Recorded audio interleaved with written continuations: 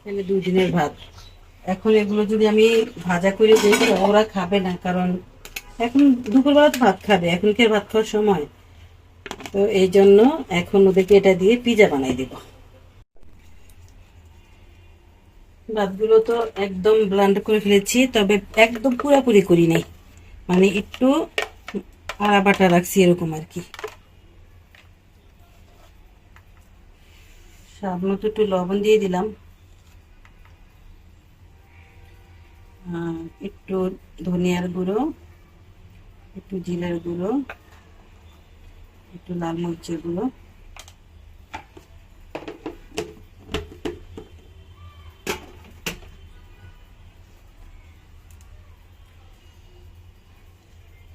পেঁয়াজ কুচি,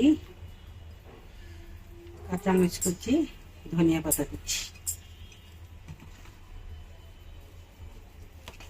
ভালো করে মিশিয়ে নিই।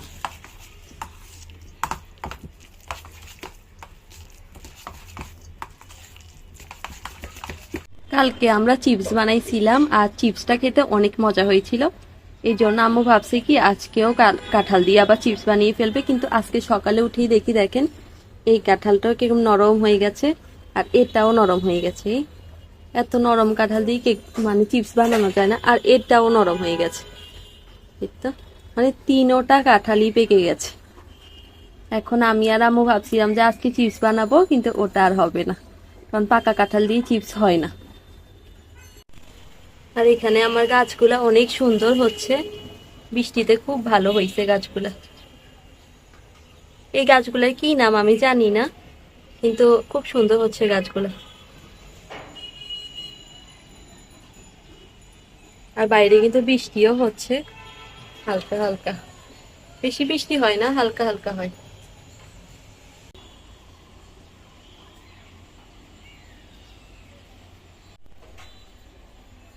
আম্মু তোমার সব কাঁঠাল তো পাকি গেছে, কাঁঠালে চিপস আর বানাবা না? হ্যাঁ এটাই তো, কালকে যদি না বানাইতাম তাহলে আর আজকে বানানো হইতো না। এটা হচ্ছে মানে পনির, এটা হচ্ছে এই পনির। দেখেন আম্মু এখানে পুরো, আম্মু এটা একটু খুলি দাও, এটা খুলি দাও। আম্মু এই পুরা পটটার ভিতরে চিপস রাখছিল, আর আজকে সকাল হওয়ার আগে আমরা এগুলো শেষ করে ফেলছি। এতটাই মজার ছিল, কিন্তু দুর্ভাগ্য যে আজকে আর বানাতে পারবে না আম্মু, কারণ কাঁঠাল তিনোটাই পাকি গেছে। একদম পুরোপুরি ভাবে পাকিয়ে গেছে, এটা বানানো সম্ভব না, এটা এমনিতেই খেতে হবে এখন। আর একসাথে তিনোটাই পাকি গেছে আম্মু। হ্যাঁ আমি তো ভাবছিলাম যে কালকে বলছিলাম যে আজ কালকে আমরা আরেকটা কাঁঠালের এরকম চিপস বানাই রাখি দিব, তো তোমরা খাইতে পারবো মজা মজা করে। এত দ্রুত এখন কাঁঠাল পাকে কি বলবো আসলে। তো করে যে পনির দিয়ে দিলাম, মিশিয়ে দিই। আজকে তাসিন অনেক মজা মজা করে খাবে এটা। তো রাতে একটু বার্নিং এর জন্য আটা দিয়ে দিলাম, সামান্য করে দিচ্ছি আটা, হচ্ছে যে লবণ কম হবে তাই আমি একটু লবণও দিলাম, চিনি দিয়ে দিলাম। এটা কি ধরনের পিৎজা বুঝলাম না। এটা খাইতে অনেক স্বাদ হয়, দেখতো আমি বানাইতেছি না, আমার নতুন নতুন এই আইডিয়া গুলা তোমরা তো খুব মানে যত্ন করে খাও, দেখি খাওয়ার সময় মানে খুব মজা হয় বলো, এই জন্য আমি উৎসাহ পাই, আর উৎসাহ পাই পাই এগুলো আবিষ্কার করি। আম্মুর ওই দিনে আবিষ্কার আপনারা দেখছেন রুটির পিৎজা, ওটা কিন্তু মজা ছিল অনেক। করছে আমি এখন 3 জনের রুটি এক জায়গায় আনি সেভ করছি ওই পিৎজা খাওয়ার জন্য। হ্যাঁ দেখি কি খাওয়া যায়, এটা দিয়ে আবার নতুন একটা আবিষ্কার করবো। এটা এখন এখানে রাখি দিচ্ছি, দেখি আজকের আবিষ্কারটা কেমন হয় মজা। আজকে ভাত গুলা নষ্ট হয়ে যাচ্ছে, এর জন্য আমি ভাত দিয়ে আগে আবিষ্কার করা শুরু করছি। হ্যাঁ কালকে চিপস বাসছিল যে ওই তেল বেঁচে গেছে। এই তেলটা এখন এভাবে আমার খরচ করতে হবে। অল্প করে একটু তেল দিয়ে দিলাম। কামড়ে লোক নিশ্চয় কোনো লোক আছে তো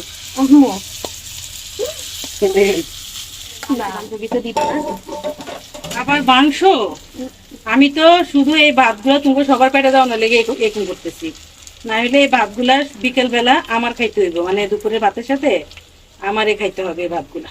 যে এই ভাতগুলা যেভাবে হোক মানে ওদেরকে খাওয়ানোর জন্য, এটাই হচ্ছে আমার মূল কারণ। আর এই কারণটার জন্য আমি এরকম নতুন নতুন জিনিসপত্র আবিষ্কার করি।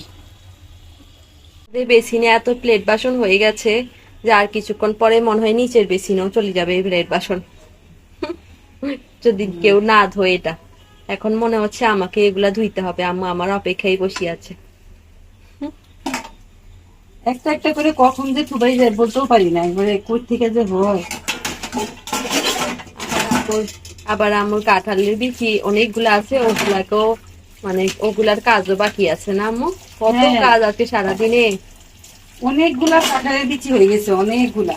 মানে এখন আবার যে কাঁঠালগুলো ছিলবো এগুলা কই রাখবো, এগুলা রাখার কোনো জায়গাই নেই। এই জন্য আগের গুলারে একটু সেট করবো, তারপরে এগুলা রাখবো। আর আগের কাঁঠালের বিচিগুলোও ঠিকঠাক নেই, আমি কিন্তু দেখাচ্ছি। ধোয়া বাটি এই আমাদের বেসিনে কিভাবে তো প্লেট বাসন হয় জানেন?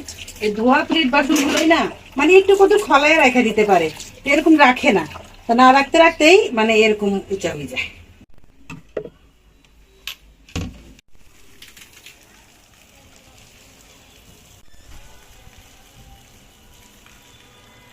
এই বৃষ্টির ওয়েদারে চাষিন সবসময় কি করে পর্দাটা দিয়ে রাখে, এই জন্য আমার রুমটা একদম গরম হয়ে যায়। তুমি এই কাজটা কেন করো? যাতে পানি না ঢুকে ভিতরে। পানি ঢুকলে ঢুকুক, টেবিলেটা পচি গেলে যাক, তাও জানলা খোলা থাকবে, ঠিক আছে? ঠিক আছে। আমি যদি আইগুলো আসি দেখি জানলা বন্ধ, তখন কি করা হবে? আমার চার্জার করা হবে। এই অ্যালবামটা আম্মু নিজের হাতে তৈরি করেছে, কিন্তু এই অ্যালবামটা ওই বাসা থেকে আসার সময় আমরা হারিয়ে ফেলেছিলাম। তা কালকে এটাকে খুঁজে পেয়েছি। এখন এটাকে কোথায় যে রাখবো, লাগানোর কোনো জায়গায় খুঁজে পাচ্ছি না। দেখি এটাকে কই লাগানো যায়। আরো কিছু অ্যালবামও ছিল, ওগুলো এই তো দেখেন, এখানে অলরেডি কতগুলা কাঁঠালের বিচি, আবার এখানে তাও সবগুলা কাঁঠালের বিচি ভালো না, মানে এরকম ফেটে গেছে। এরকম ফেটে যাওয়া কাঁঠালের বিচি আম্মু বলে যে ডিপে না রাখলে নষ্ট হয়ে যায়, এই জন্য এগুলোকে খোসা ছাড়িয়ে আম্মু ডিপে রেখে দিবে। এতে করে আম্মুর কাজটা অনেক সহজ হয়ে যাবে। ওইখানে কতগুলা রেখালাম, আবার দেখেন এখানেও কতগুলা আছে, সবগুলাই মুখ ফাটা কাঁঠালের বিচি। তো এখানেও অনেকগুলা, মানে কাঁঠালের বিচির অভাব নাই এখন আমাদের ঘরে। সবগুলো একসাথে করে রাখি দিই, আজকে এগুলা কাজ চলবে।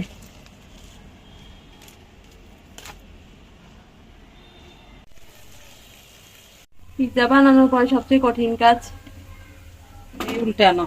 হ্যাঁ, এটা তেল লাগাই বেশি প্লেটে, এখন এরকম করলাম। আল্লাহ, ওরে বাবা। একটু হলে বই যাইতো।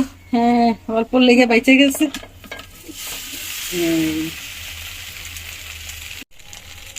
মাশাআল্লাহ, এই পিঠটা অনেক সুন্দর হয়েছে।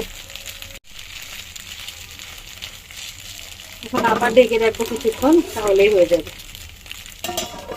ঘর গোছানোর সময় আমি আর তাসিন সবসময় কাজ ভাগ করে নিই। ওর দায়িত্ব থাকে ঘরটা ঝাড়ু দেওয়ার, আর আমার দায়িত্ব থাকে সবগুলা মানে ফার্নিচার পরিষ্কার করা।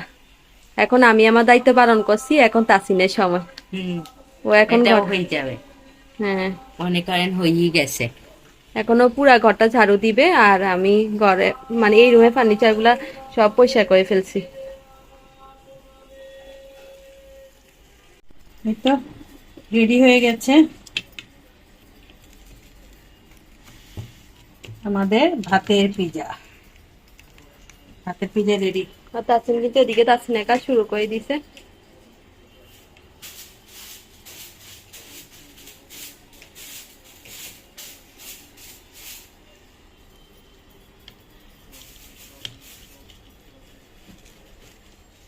আমি যেহেতু পনির দিয়েছি, পনিরটা গলে একটু নরম নরম হয়েছে, একটু ঠান্ডা হলে আবার একটু শক্ত ভাব চলে আসবে।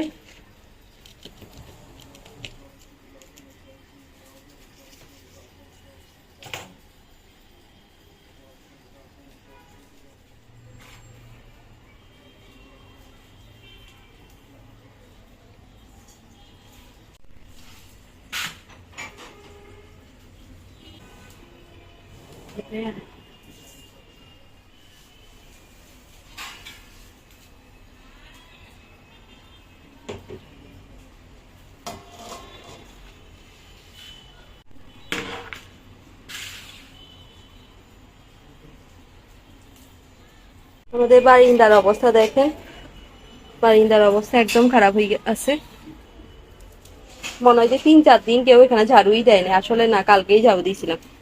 কালকে অনেক বাতাস হয়ে বৃষ্টি হয়েছে, তো এই জন্য এত বেশি ময়লা হয়ে গেছে।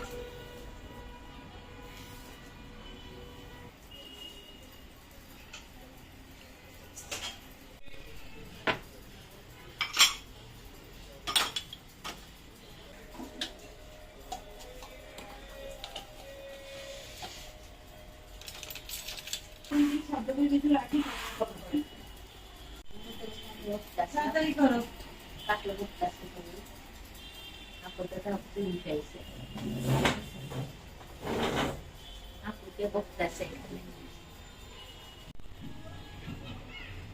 বাইরে আমি পরিষ্কার করবো, বাইরে দাও দিতে হবে না।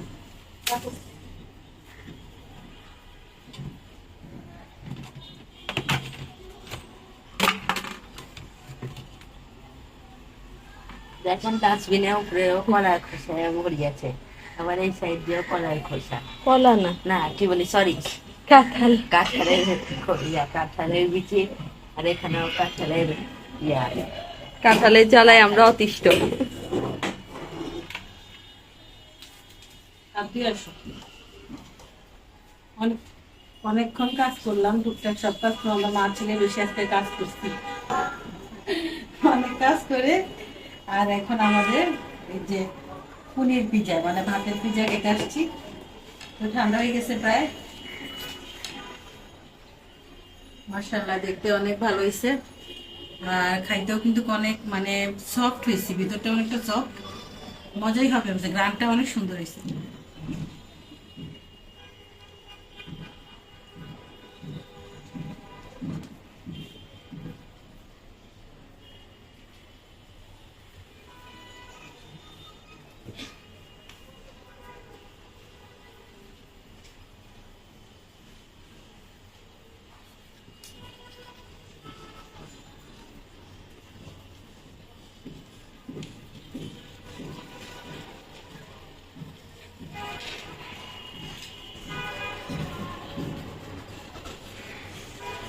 আপু 3 দিন আগে 6টা আনারস এনে রাখছে, রাঙামাটি থেকেই আনারস গুলো আসছে আমাদের জন্য। কিন্তু আম্মু কাটা দেরি হওয়ার কারণে আনারসে অর্ধেকটাই পচে গেল। দুঃখের বিষয় এটা, হ্যাঁ, কারণ আনারস কিন্তু আমাদের এখানে তেমন একটা ভালো পাওয়া যায় না।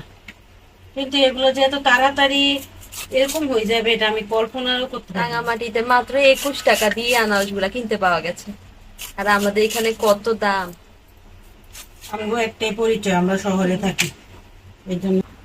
যাই হোক, 3টা আনারস কাটে নিলাম। এদিকে আম্মু খোসাটাও নিয়ে নিচ্ছে, কারণ খোসা দিয়ে আম্মু একটা রেসিপি তৈরি করবে, আর ওটা নাকি অনেক মজা হয় খেতে। দেখা যাক আমার খোসার রেসিপিটা কেমন হয় খেতে। এখান থেকেও কিছু কিছু খোসা নিয়ে নিব আমরা। এই যে ভালো খোসাগুলো দিতেছি,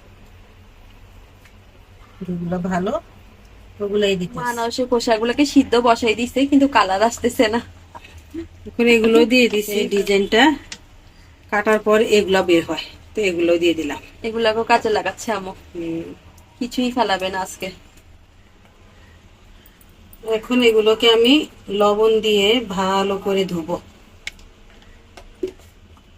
আমরা কেউ আম্মু রান্নার সময় থাকি বা না থাকি, আম্মুর পিঁপড়া বন্ধু কিন্তু আম্মুর সাথে প্রতি রান্নাতেই থাকে। এত পিঁপড়া, আগের বাসায় ছিলাম ওখানেও পিঁপড়া ছিল, ভাবছিলাম পিঁপড়া থেকে মুক্তি পাইছি। ওমা এখানে এই দিয়ে এখানেও পিঁপড়া, এটাও পিঁপড়ার বাড়ি।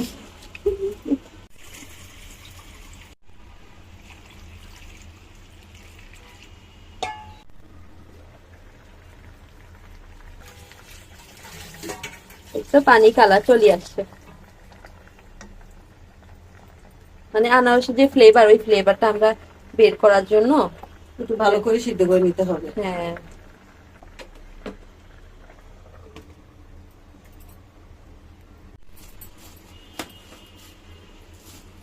এখন এগুলোকে খেয়ে ফেলি। এগুলা যে বত্তা বত্তা হয়ে গেছে হালুয়ার মতো। আমি যখন ডিজাইন করে আনারসটা কাটি তখন আমার মানে খুবই বিরক্ত লাগে, কিন্তু পরবর্তীতে যখন আমি এভাবে কাটি তখন মনে হয় যেন আমি সূর্যমুখী ফুল বিছিয়ে রাখছি, একদম সূর্যমুখী ফুলের মতো। দিয়ে দিব, কারণ লবণ দিয়া আনারস খাইতে খুব ভালো লাগে। রেডি হয়ে গেল। 3টা আনারস কাটছি, অনেক পরিশ্রম করার পর এতটুকু পাইছি। আনারসের খোসাগুলো এইভাবে আলাদা করে নিচ্ছে আম্মু। আর ওই বাকি ছোট ছোট যেগুলো আছে এগুলাকে আমরা আরো কিছুক্ষণ ফুটতে দিব।